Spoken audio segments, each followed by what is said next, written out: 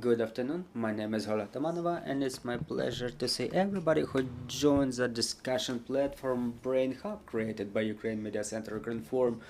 It's day 573 of the full-scale invasion of our homeland by Russian aggressor, and now we will be talking about the study related to the propaganda product of Russian Federation, a book called Ukrainian Crimes Against Humanity, and we will be talking about how it's tied to the public tribunal with Putin lovers.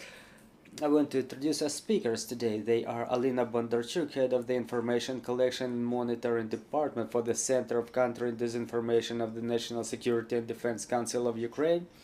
Also joining us is Svitlana Slipchenko, VoxCheck project manager, and Maksym Shcherbatyuk, program director at the Ukrainian Helsinki Human Rights Union. Miss Alina, let's talk about this product. What's it all about, and what is the threat posed by such products? Good afternoon. We've all seen this product on the 16th of August. We were studying this book for 25 days. We found it quite interesting. Why interesting? Because we've seen 14 evidences. The evidences of so-called Ukrainian crimes against humanity. They were random evidences without any facts, not corroborated by any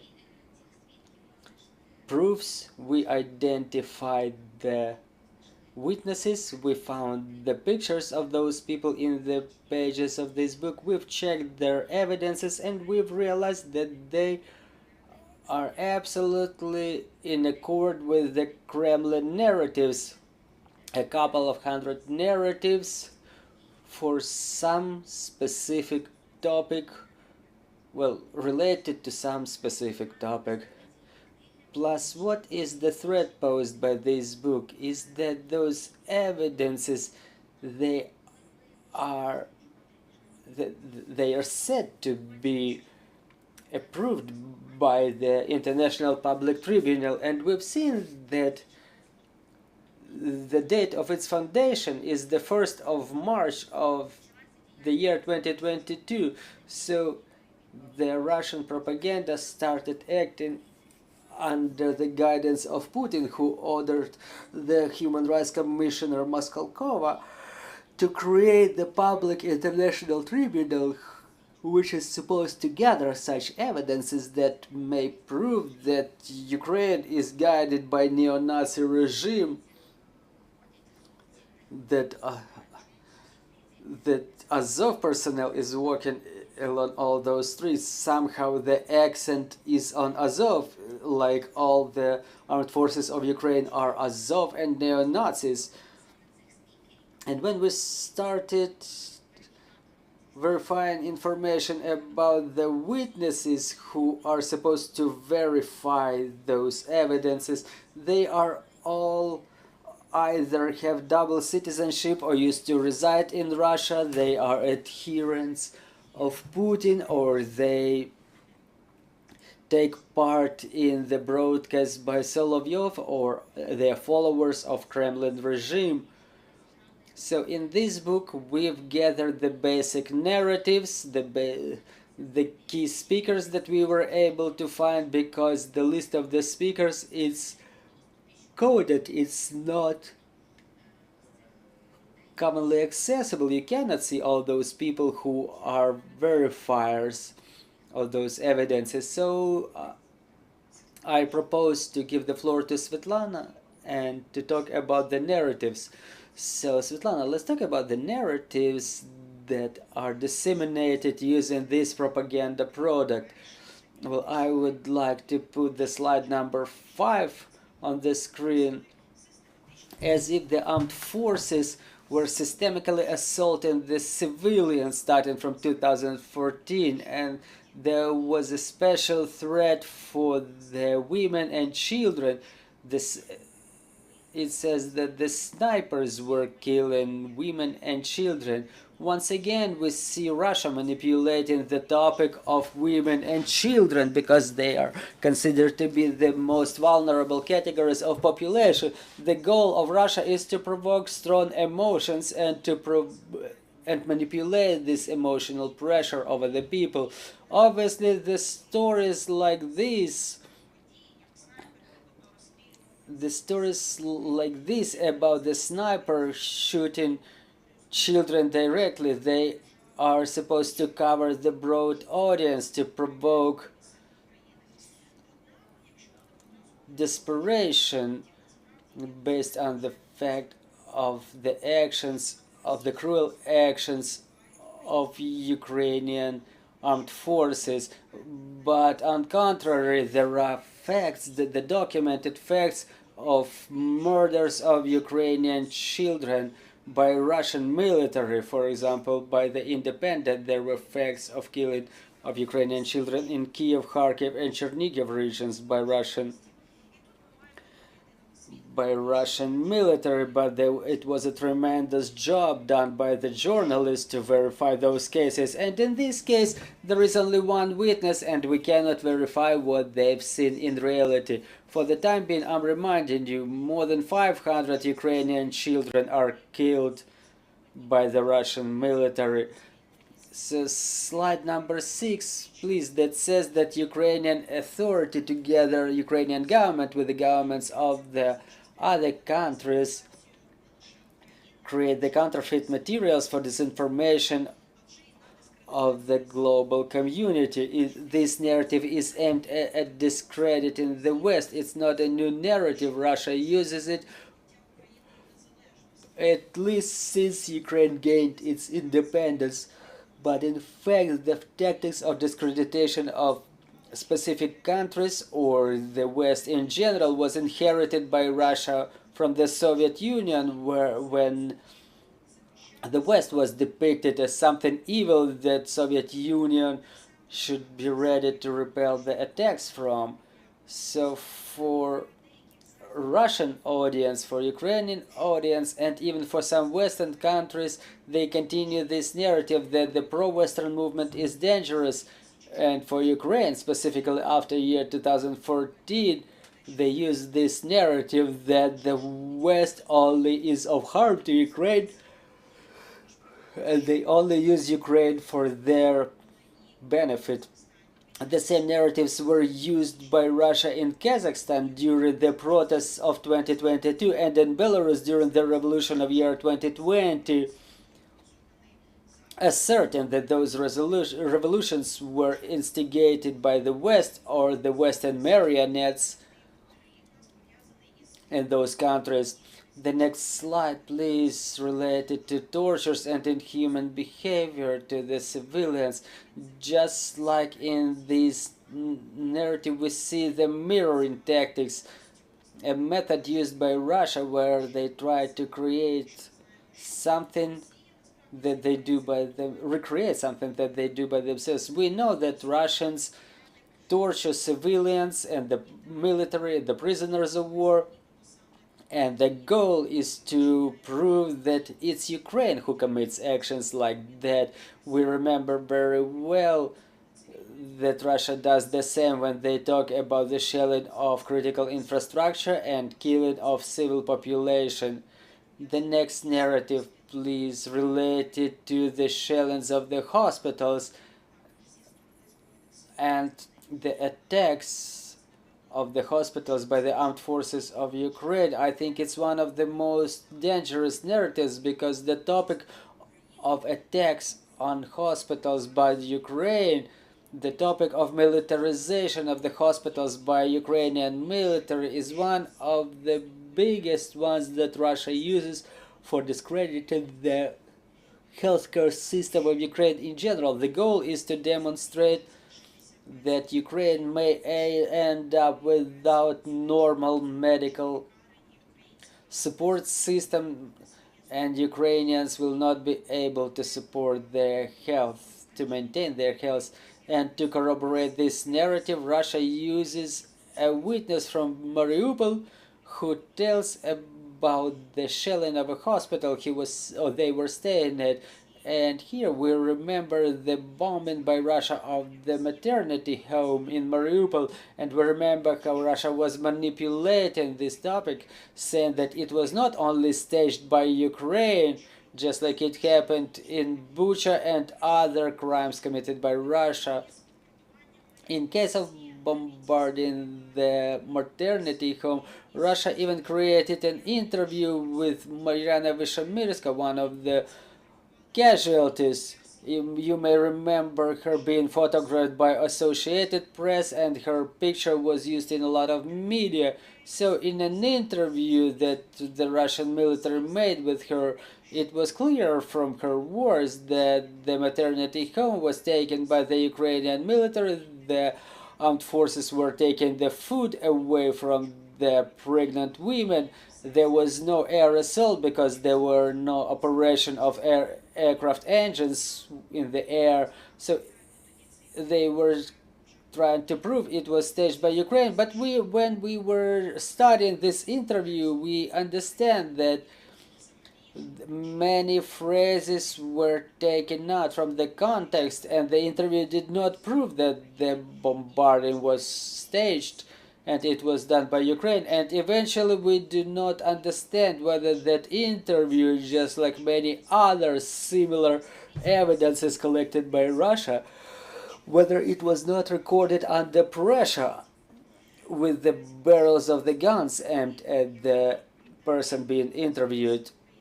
So the next narrative, number 5, please, about Ukrainian armed forces mining the cities and villages, pillaging the homes of Ukrainians. Here is the mirroring tactics again about the marauder. We remember a lot of stories about the marauder of Russian forces in Kiev region, for example, last year. And the last narrative, please, about the armed forces of Ukraine shelling the places of mass concentration of civilians in Donetsk and Luhansk regions. Russia uses this narrative at least starting from the year 2014. They use it very actively, and we may say that it may have been the key narrative to substantiate that the population of Ukraine in the east requires protection by Russia against the Ukrainian armed forces. This narrative is even more active within the last year and a half of the full-scale invasion, and they extrapolate this narrative over the newly occupied territories of Ukraine. Here, the Russia as if documents and as if proves that it was done by the armed forces of Ukraine.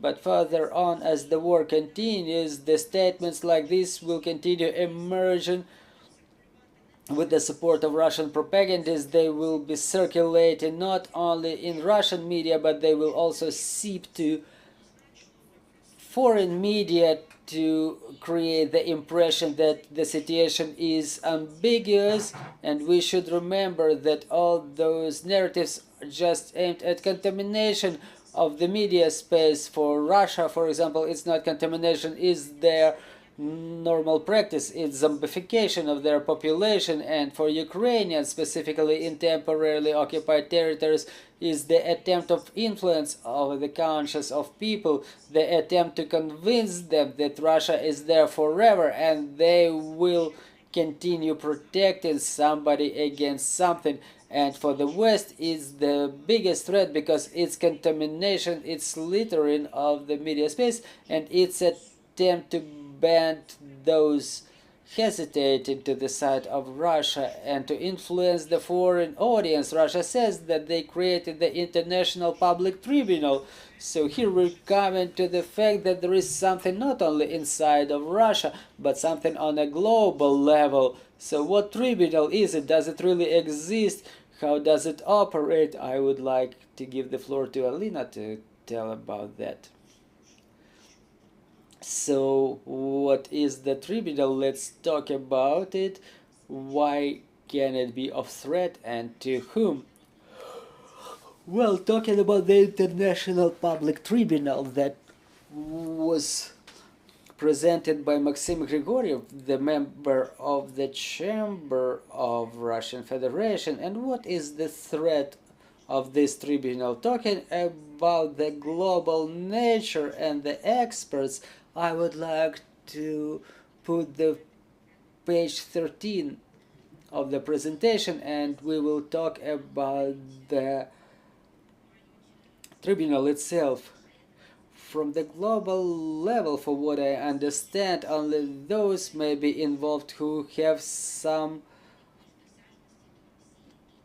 involvement, some degree of involvement with Russia. They are either originating from Russia or they are inclined to cooperation with Russia. The first woman that we were able to find out about in this International Public Tribunal is Alina Bondarchuk. She was born in Russia, she was residing in Russia, she was a teacher and professor in Russia, but then based on her personal reasons she moved to the United States and started very intense activity there aimed at bringing the American youth closer to the youth in Russia. She had special galas there called the Youth for the Russia, and the presentation of works of Shostakovich, and according to the criminal case initiated by the Manhattan court in relation to Miss Alina, she was performing collaborationist and undermining activity, telling the youth of the United States that they are supposed to love Russia and what the Russian world is. And her colleague, his name is Igor Baboshkin, who worked with her in the Russian Center in New York, that before the advent of Alina to that center, there were no talks there about the politics. The American youth could come and get and participate in some cultural activities initiated by the center, but as soon as Miss Alina emerged there, she started stimulating the narratives, the political narratives of Russian Federation, and Baboshkin was telling that Alina was personally in contact with Vladimir Putin, so the Kremlin narratives were disseminated there. And as it says in the case, Alina was deported, and it was supported by the Russian media that who said that Alina left an unfriendly country with her conscience clear. She got back to her loved country. Talking about her career growth, starting from year 21, she started officially participating in the meetings of Public Chamber of Russian Federation, and she is an expert on Ukraine. There she tells about the blossoming of neo-Nazism in Ukraine. So the first expert, Alina Bondarchuk. The next slide is about Yeva Bartlett, who's a Canadian activist and blogger who before the beginning of the events in Ukraine, she was commenting the events unfolding in Syria. She was condemning the activity of the white helmets who were supposed to protect civil population in Syria. She was telling that they do not exist in Syria, they cannot be seen in Syria. Those people with the white helmets, they walk on top of the courses of the Syrian military with the arms in their hands, and the same narratives are disseminated by her about Ukraine. She tells about the Azov servicemen, about neo-Nazism, that some unclear things are happening in Ukraine that Ms. Svitlana was talking about. So all of the narratives of Kremlin that can be pushed to the public space. She keeps pushing them. She has her YouTube channel and she enjoys, unfortunately, some popularity. She has her account in Twitter. She gives interviews for Russia Today. Unfortunately, her statements enjoy certain popularity. And the following member of the tribunal is Andrew Korybko. We suspect he was Andriy Korybko some time ago, but after he moved to the United States, he became Andrew. So what's the essence of this person? He is a very active speaker of Chinese Global Times. Almost every day he at least has some comment or interview there, if not a column. He studied at the chair of international relations of Moscow Institute for International Relations, and then in the same institute he was a professor at the chair of analysis and international problems. Again, he originates from Russia. He is positioned to be an American now, and in this single interview that he gives to Russian press, he is not mentioned as the person born in Russia. He is positioned as an American who as if sees the truth. Another member of the tribunal is Dragana Trifkovich. According to our opinion, in our opinion, she is one of the most dangerous speakers of the tribunal because she is very active in political activity in Serbia, and she acts well. She's not Yeva Bartlett or Andrew Korybko, just like a blogger. She's a political actor who has certain influence. She has her party. She enjoys the adherence of some audience, and her words are taken serious. She was invited in 2014 to illegal elections in the occupied territories. She was an umpire there, and now Dragana Trifkovich quite actively promotes the Crimean narrative. She's the frequent guest in Yalta. She says there is a quotation. She said she was walking in Yalta and she has heard an older couple sitting on a bench and said, "It's so good Russia is here, finally there is order with the advent of Russia." So thus she's promoting the narrative that Russia is the real home for Crimea. And she has a book called Crimea and Donbass are Russia. All the world is Russia except for Kosovo, because Kosovo is Serbia. And also in year 2022, on the 12th of June, the day of Russia, this book got the medal from the community of writers of Russia. So just realize the level of dissemination of this craziness in Russia and how they want to push it for Western audience. The next speaker is Nicolas Charras. He's got quite an interesting story. He's the French, well, he's a real French who on an annual basis was taking part from different organizations who were directly communicating with Putin. Where Putin was going, Charras was going too. He was coming to different organizations, meetings, different events, and once he was given the floor and he said that his mission, his life mission, is to dedicate himself to Russia and bring the French youth closer to Russian youth, and Putin said it's a noble mission that should be toasted too. After that, Charras became an active commentator, the speaker in all of the propaganda shows, Solovyov, Russia Today. He goes to all those places. He tells that France supports Putin, Russia and Putin's regime. The next speaker is Valery Dvoynikov. Maybe someone knows him from the world of sports because he's the judo fighter.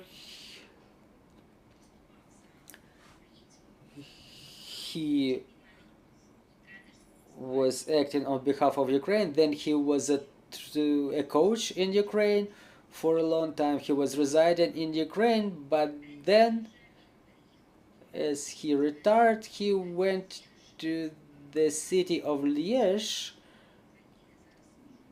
in Belgium.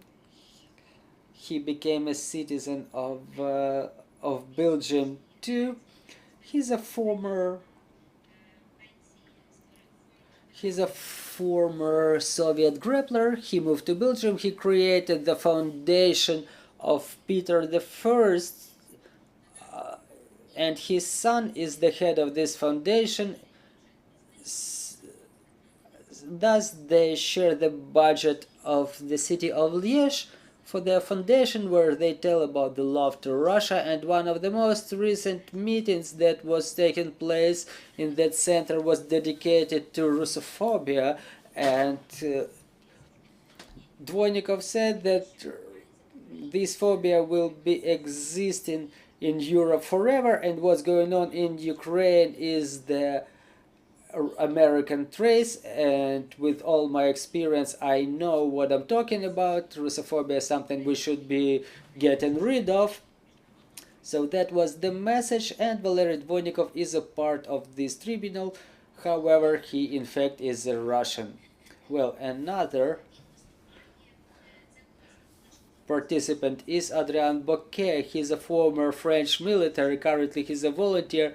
Almost all of the time he spends in the occupied territories. He documents the events unfolding there. He doesn't act in the book as a witness. He acts, well, he does act as a witness, but not as an expert, not as a part of the International Public Tribunal. But if we take his evidences as evidences of a person who saw the war, saw something that he talks about. So what it says in the book, Adrien Bocquet proves his opinion by the fact that corroborates his opinion by the facts that he was in Bucha and he saw Azov servicemen scattering the dead bodies around Bucha. So when we started studying the information disseminated by Adrien Bocquet, our colleagues from Stop Fake, they analyzed this address of his, and they found the tickets when Adrien Bocquet was moving to that specific territory. That was in the end of April. As we know, on the 31st of March, the Russian forces withdrew from Bucha, and on the 1st of April, the world has seen the photos that we know about. Well, Adrien Bocquet was in Bucha on the 28th of April, and he saw Azov servicemen carrying the dead bodies around Bucha, so he'd seen it 28 days after the withdrawal of Russian forces, which means that he hasn't been there, he doesn't know what he talks about, and he'd seen nothing. And he represents the information block about the military in this book, and he keeps telling about the Azov servicemen, that every part of the armed forces is Azov, and no matter whether there are active battle operations or not, Azov is everywhere, and he demonizes the image of the military, and this is the narrative he's responsible for in this book. So basically, that's it for the people we were able to identify. All the other members of the tribunal, they are non-public persons, they are impossible to identify. The book says it's more than 20 of them from all the countries of the world. We were able to identify 6 of them, and we see that only Sharas has some relation to France, and he supports Putin one way or another. All the rest are the Russians, or originate from Russia, or were Russians, or are about to become Russians, and this is the threat that they're posing. You know, this book is not created for Ukraine. The fact that we've seen it and that we've analyzed it is just another proof of the fact that we can verify the absurd carried by the words of the Russians, but the fact that this book is aimed at the Western audience, that it may create some threat. And also it's for the Russian readers, because the Russian readers should be added this opium so they don't get sober, so that they don't rub their eyes and say, what are we doing here? So this book was created to inebriate Russians and to give something to the West. Well, Maxim, we all understand that this book is not for our audience. We'll understand those personalities. We understand how those evidences are being found. But let's talk about the international organizations who will investigate the crimes of the Russians. Can those so-called facts disclosed in these books, or in this book or books like that, used as evidences in the courts?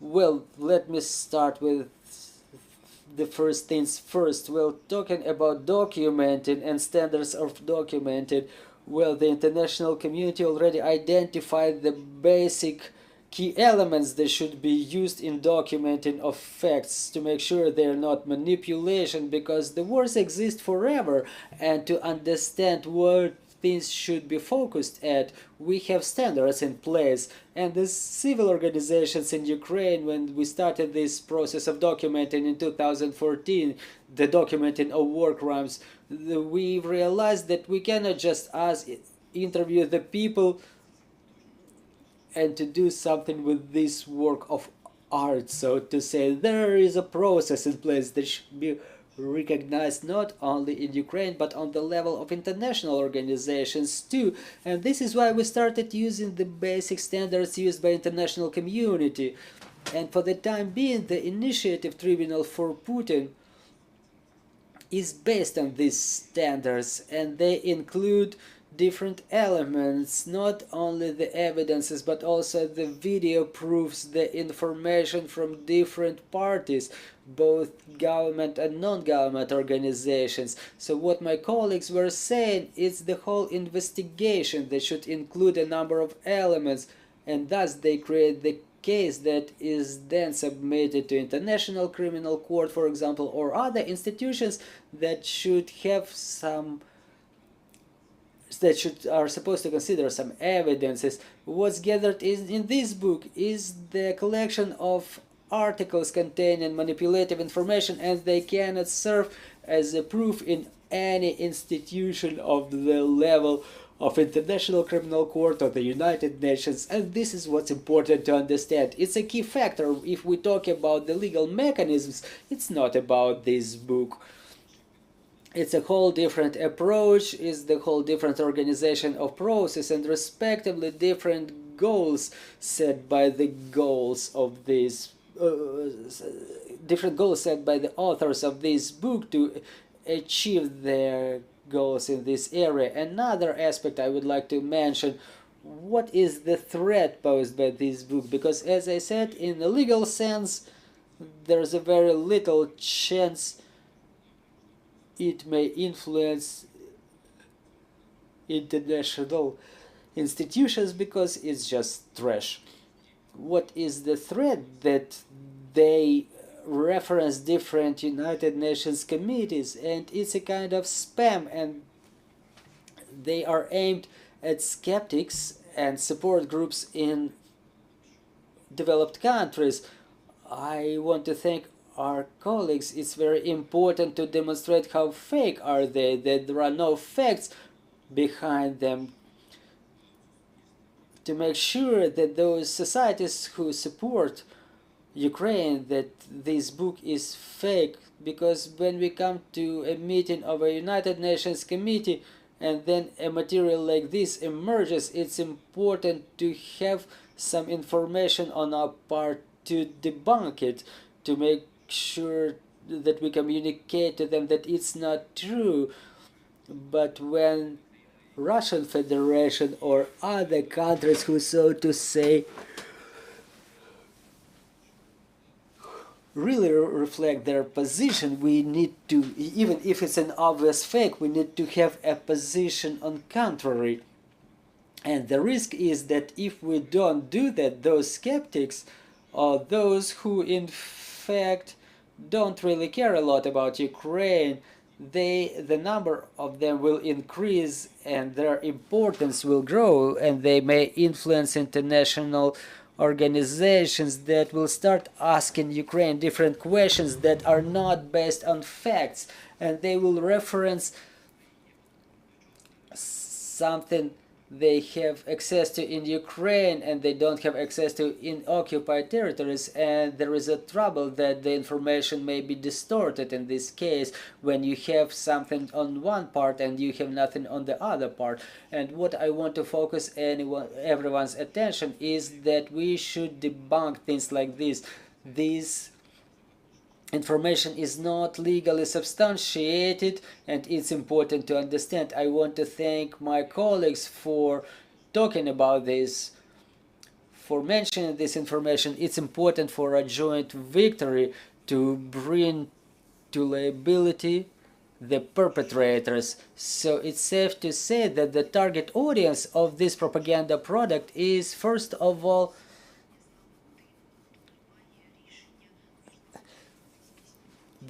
the target audience are those who are decision makers in the European community. Yes, this material is made for them. You know, it's like the Olympic Games. There is the institution in charge of this thing, and all of the countries, all the civilized countries agree with those procedures, and Russia creates some games of the brotherhood or something like this, and we will create the image for those who share this point of view that we are right in this aspect. You know, it's a little bit of schizophrenia because it's about something else. Well, you mentioned the authors. I would like our technical team to put slide number 4, because I've paid attention to the authors too.